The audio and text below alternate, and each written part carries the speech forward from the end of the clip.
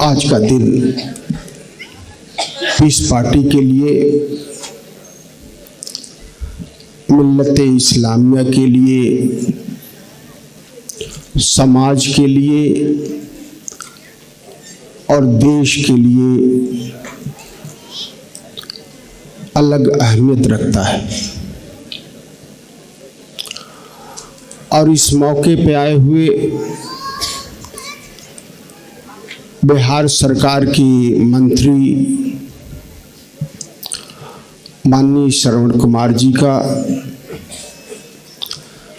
भाई किसान पार्टी के अध्यक्ष BL वर्मा जी का, पूरे प्रदेश से आए हुए मुअज़्ज़िज़ उलमा इकराम का, मुअल्लमा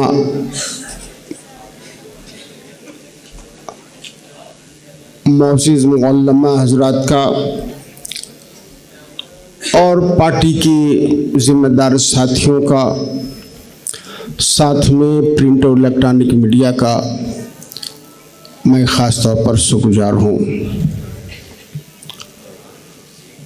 मैं बहुत वक्त नहीं लूँगा। अमूमन मेरी जिम्मेदारी है कि मैं हर मुद्दे पे बात करूं, मगर चूंकि उलमा इकराम ने, मुअल्लमा इकराम ने हर मुद्दे पर अपनी बात रख दी है और मैं महसूस करता हूं कि सवेरे से आप सभी लोग आए हैं, भूख की शिद्दत सभी को है, खाना बिल्कुल तैयार है, इत्मीनान से खाइए और रास्ते के लिए ले भी जाइए। इसके लिए ज़रूरी है कि जो भी जिम्मेदार साथी हैं, जिनके साथ उलमा इकराम और सभी लोग आए हैं, वो अपने लोगों के हिसाब से ले लें और उन्हें तकसीम कर दें। जो मुझे कहना है वो 2-3 चीज़ें बिल्कुल साफ तौर पे मैं रखना चाहता हूँ। एक अल्लामा इकबाल का अशार है कि अफराद के हाथों में है अक़वाम की तकदीर, हर फर्द है मिल्लत के मुक़द्दर का सितारा। तो मिल्लत इस्लामिया का, इस समाज का और देश का जो मुक़द्दर है, उसमें सिर्फ मेरे हाथ से, डॉक्टर अयूब के हाथ से कुछ होने वाला नहीं। हर फर्द उतनी ही जिम्मेदार है और अगर हर फर्द अपनी जिम्मेदारी अगर सही तरीके से नहीं निभाता है तो न ही कौम मुस्लिम तरक्की कर सकता है, उसकी इज्जत आबरू बरकरार रख सकती है और न ही समाज का भला हो सकता है और देश तरक्की कर सकता है। तो जितनी जिम्मेदारी हमारी अपने घर की है, अपनी है, अपने खानदान की है, उतनी जिम्मेदारी हमारे जिस कौम में, जिस मजहब में, जिस समाज में, जिस देश में हम पैदा हुए हैं, हमारी जिम्मेदारी उन सभी के लिए है। और ये दुनिया, बहुत सारे लोगों का ये ख्याल है कि दुनिया की अहमियत नहीं है, मगर ये दुनिया, इसी में जो काम करेंगे वो दुनिया भी बनती है और आखिरत भी बनती है। ये दुनिया में भी जो काम करेंगे वो तरक्की देती है और यहीं पर जो काम करेंगे उसी का जज़ा, उसी का बदल, उसी का हिसाब वो आखिरत में मिलेगा। वहां कोई काम करना नहीं है, वहां कोई काम नहीं है। तो ये दुनिया इतना महत्वपूर्ण है, इतनी जरूरी है, तो ये बात बिल्कुल साफ है कि दुनिया में हम सिर्फ दुनिया के लिए काम नहीं करते, हम दोनों के लिए काम करते हैं। इसलिए हमारे साथियों, जो लोग कहते हैं कि ये बहुत बेकार जगह है, यही तो दुनिया आखिरत की खेती है, यही हम खेती करते हैं जिसका फसल हमें मिलता है आखिरत में। तो ये चीज बिल्कुल साफ है कि हर फर्द की उतनी ही जिम्मेदारी है और दुनिया में ही काम करना है, आखिरत में कोई काम नहीं करना है। क्योंकि हम मुसलमान हैं,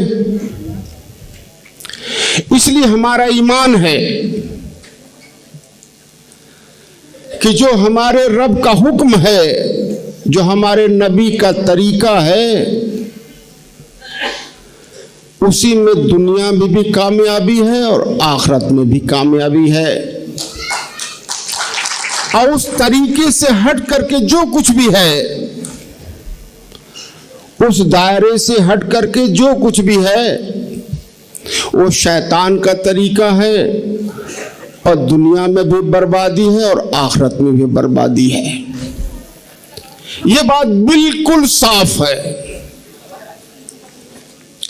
तो ये बात गौर से समझ ले, क्योंकि मैं भी मदरसे का तालिब इल्म रहा हूं, बुनियादी तालीम वही चटाई से हुआ है, उसी गरीबी में हुआ है, तो मैं बेहतर तरीके से इसे समझ सकता हूं। और शायद हो सकता है कि आईएएस की नौकरी करने के बाद, एमबीबीएस एमएस करने के बाद मैं हो सकता था कि किसी दूसरे रास्ते पे चला जाता, मगर नहीं। जो बुनियाद है मदरसे का, और हमारे दिलों में और जहन में बैठा हुआ है कि कामयाबी तो सिर्फ इसी में है, जो अहकाम इलाही है और जो निजाम मुस्तफ़ा है, जो नबी का तरीका है। अब इसमें कुछ चीजें और साफ कर दूं। ये दुनिया जो करेंगे वही मिलेगा, ये दारुल अस्बाब है। मेरे रब ने इस माइक को अख्तियार दे दी है, पावर दे दी है कि आवाज को बुलंद करे। हमें भूख लगी है तो खाना खाना पड़ेगा, खाने को अख्तियार दे दी है, असबाब दे दी है, प्यास लगेगा पानी को दी है। हम कितनों नमाज पढ़ें, कितनों दुआ करें, तो न भूख कम होगी न प्यास कम होगी। तो बिल्कुल साफ है।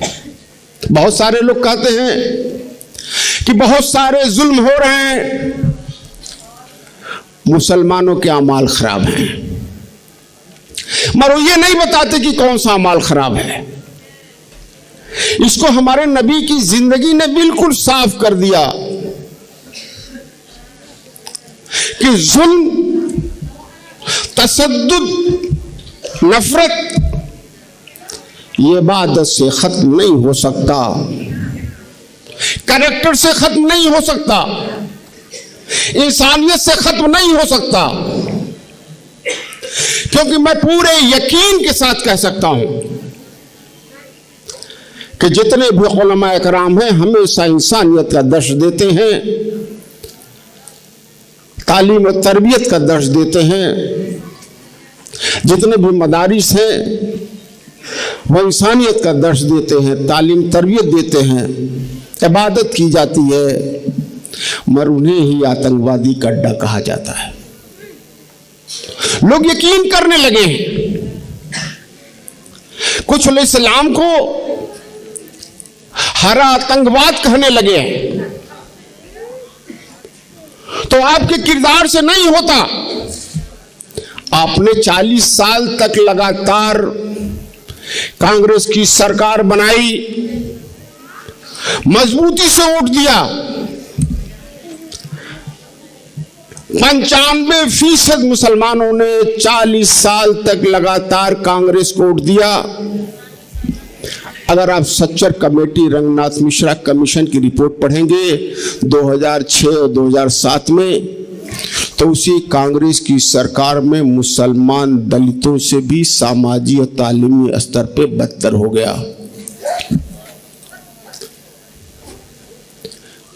आपने सपा की सरकार बनाई, मैं विधायक रहा, दंगों का सिलसिला शुरू हो गया। बसपा की सरकार बनाई, गिरफ्तारियां उलमा की शुरू हो गई। भाजपा की आपने वोट नहीं दिया, उसका जुल्म का कोई मतलब नहीं। तो मैं सिर्फ इतना कहना चाहता हूं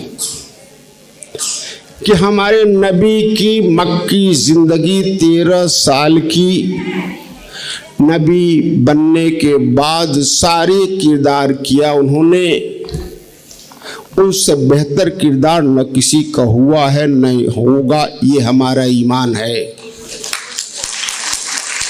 महसूस किरदार ने जुल्म और सितम नहीं खत्म किया और न ही लोग ईमान लाए।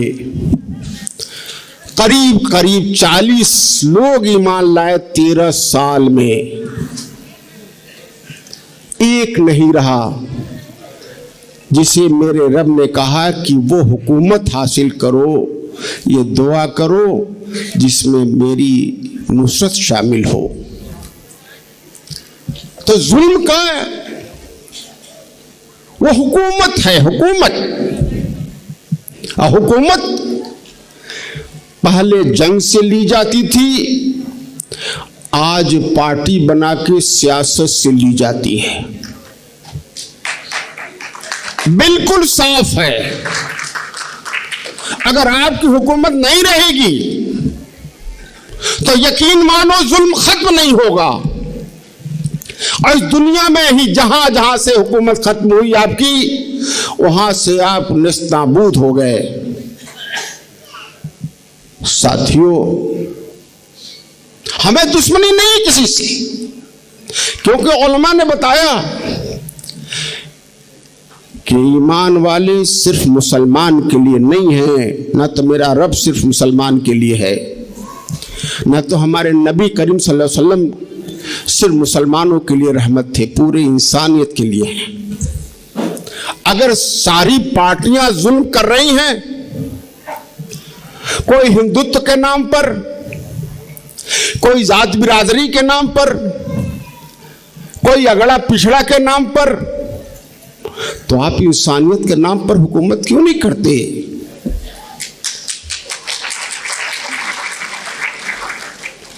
आप सबसे बेहतर हीरो हो सकते हो, हीरोइन हो सकते हो, डॉक्टर बन सकते हो, गाने वाले बन सकते हो, इंजीनियर बन सकते हो, बिजनेसमैन बन सकते हो। उस फन में आपने मेहनत की और सियासत में आपने 100 साल से गुलामी की,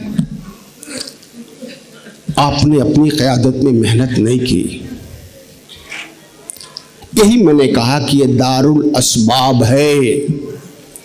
हुकूमत हासिल करने का असबाब अगर आपने हासिल की तो इंशाअल्लाह हुकूमत आपकी होगी। और जब हुकूमत आपकी होगी तो नाइंसाफी नहीं होगी, जुल्म नहीं होगा। मैं 5 साल विधायक रहा खलीलाबाद से, किसी से पूछ लो, किसी से समझ लो, किसी के साथ नाइंसाफी नहीं हुई, चाहे वो दलित भाई हो, पिछड़े समाज का हो, अगड़े समाज का हो, मुसलमान हो, जितनी जिसकी हिस्सेदारी थी, जो भी हमारे अख्तियार में था, हमने उनको देने का काम किया। अगर हम किसी का हक लेते तो हम जालिम हैं, और जालिम मोमिन नहीं हो सकता। न जालिम मोमिन हो सकता है, और जो मोमिन है वो जालिम की हिमायत नहीं कर सकता। दोनों साफ है बिल्कुल। जालिम की हिमायत मोमिन नहीं कर सकता, मगर दूसरे मज़ाहिब के मानने वालों के साथ समझौता कर सकता है। ये हमारे नबी का तरीका है। हम सियासत भी करेंगे तो नबी के तरीके पे, हुकूमत भी करेंगे तो नबी के तरीके पे। किसी पर जुल्म हो जाए ये नहीं हो सकता। आज हम सभी कोशिश कर रहे हैं कि जो भी जुल्म के खिलाफ संघर्ष करना चाहते हैं उनके साथ हम समझौता करें और उनके साथ मिल करके तब्दीली लावें। मैं शुक्रगुजार हूं माननीय नीतीश कुमार जी का कि उन्होंने गरीबों के मसीहा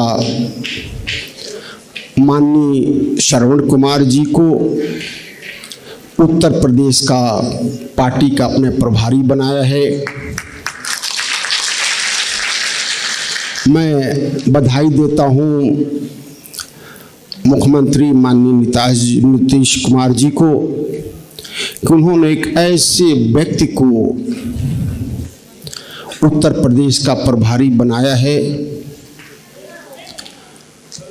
जो यहाँ नफरत के माहौल में मोहब्बत की बीज बोने आया है। जितना प्रेम और मोहब्बत वो अपने समाज से करते हैं उसी तरीके से सारे पिछड़े समाज से करते हैं, उसी तरीके से सारे दलित समाज से करते हैं और उसी तरीके से मुस्लिम समाज से करते हैं। मुस्लिम समाज से नफरत नहीं करते। इसलिए मैं इन्हें बधाई देता हूं और उम्मीद करता हूं कि यहाँ की जनता आज की केंद्र प्रदेश सरकार से ऊब गई है। यहाँ नफरत से लोग सरकार बनाना चाहते हैं, नफरत पैदा करके लोग वोट लेना चाहते हैं। ऐसे में हम सब मिल करके एक मुतबादिल दें, एक विकल्प दें, एक अल्टरनेटिव दें ताकि जनता हमें समर्थन दे करके और हम सभी को अपने मकसद में कामयाब करे।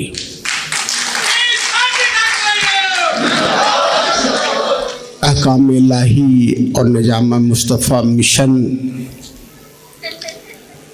पीस पार्टी का 2008 से चल रहा है और 3 जुलाई 2018 को जिस दिन पीस पार्टी ने फैसला किया कि सियासत में उलमा कराम का, मौलमा का सरपरस्ती ही नहीं बल्कि उनकी रहबरी के साथ उनका नेतृत्व होना चाहिए, उनकी क़यादत होनी चाहिए। उस दिन से पीस पार्टी लगातार इस काम में कोशिश कर रही है और अगला मिशन जो ये जिम्मेदारी मैंने खुद अपने जिम्मे ली थी, अब वो जिम्मेदारी मौलाना कलीमुल्लाह साहब को आज से ट्रांसफ़र कर दे रहा हूँ। दूसरी जिम्मेदारी आज से पूरे तौर पर मैं अख्तियार खुद कर रहा हूँ, जो हमारी अपनी जिम्मेदारी होगी। पहले से भी हम कोशिश कर रहे थे कि पूरे प्रदेश से कम 50,000 नौजवानों को 15 से लेके 25 साल तक, दोनों मर्द औरत में दोनों 15 से लेके 25 साल तक उनको सियासी ट्रेनिंग देना कि सियासत है क्या और दीन का दखल क्या है और दीन के हिसाब से सियासत कैसे की जा सकती है, ताकि हर बूथ पर कम से कम 2 ऐसे लोग हों, 2 नौजवान हों जो सियासत को समझे, जो दीन के हिसाब से सियासत हो, जो इंसाफ देने वाला हो, जो नफरत के बजाय मोहब्बत फैलाने वाला हो। जो आज मुसलमानों के बीच सियासत का नजरिया करीब करीब नाजायज का है, उसको इबादत का नजरिया बनाने का ये पीस पार्टी की कोशिश है। ख़ास तौर पर ये मेरी अपनी खुद की जिम्मेदारी है। अल्लाह से दुआ करिए कि इस मिशन में भी हम कामयाब हों।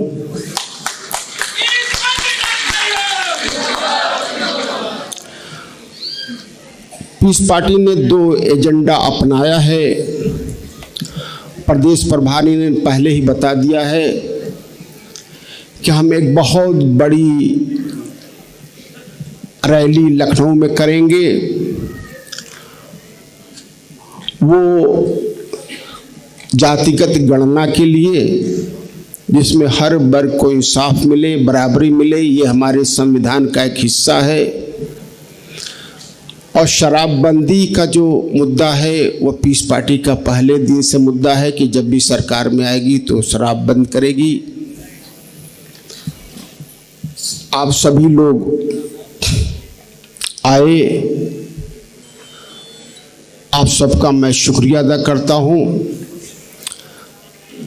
और आपसे उम्मीद करता हूं कि हमारा जो मिशन है, पीस पार्टी की जो मिशन है, जो मेरी खुद अपनी जिम्मेदारी है, 50,000 नौजवानों को जोड़ने का,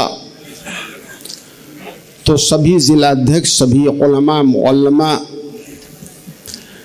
सभी लोग इस जिम्मेदारी में हमारा ताउन करें और अल्लाह से दुआ करें कि हम अपने मिशन में इस मुल्क में इंसाफ देने के लिए, हुकूमत में हिस्सेदार बनने के लिए, लोगों के दिलों से नफरत ख़त्म करने के लिए, इस मुल्क को आगे बढ़ाने के लिए हम सब की जो लगातार कोशिश है उसमें हमें कामयाबी दें। अल्लाह हाफ़िज़।